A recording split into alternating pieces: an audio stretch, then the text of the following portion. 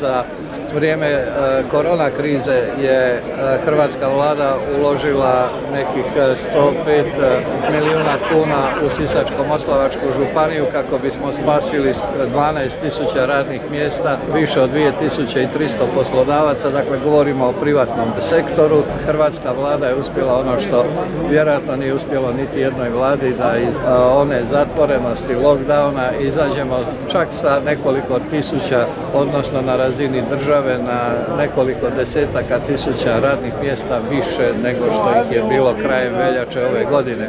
Sve vlade prije nas su se bavile problemom Petrokemije, mi smo taj problem riješili.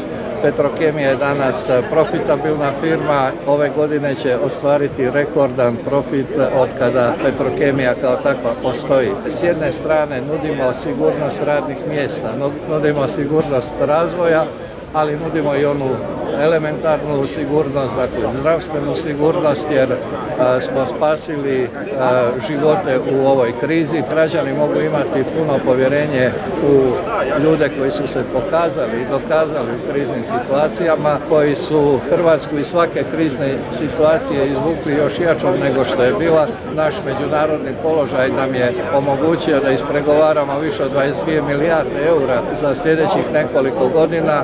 Perspektiva ovog kraja, perspektiva Hrvatske je, siguran sam, i stabilna i razvojna dokle god je vodi Hrvatska demokratska zajednica.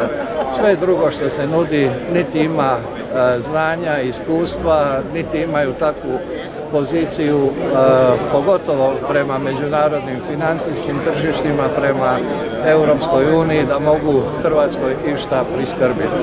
Izbor bi trebao biti jednostavan, svako tko razmišlja o dobrobiti sebe, svoje obitelji, svoje djece, najsigurnija polica za budućnost mu je zaokružiti Hrvatsku demokratsku zajednicu.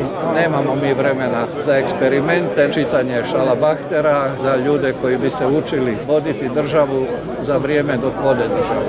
Ja sam potpuno uvjeren da hrvatski birači neće podleći nikakvim eksperimentima, već će glasovati za ono što je sigurnost, a sigurnost je sigurna Hrvatska koju nudi Hrvatska demokratska zajednica.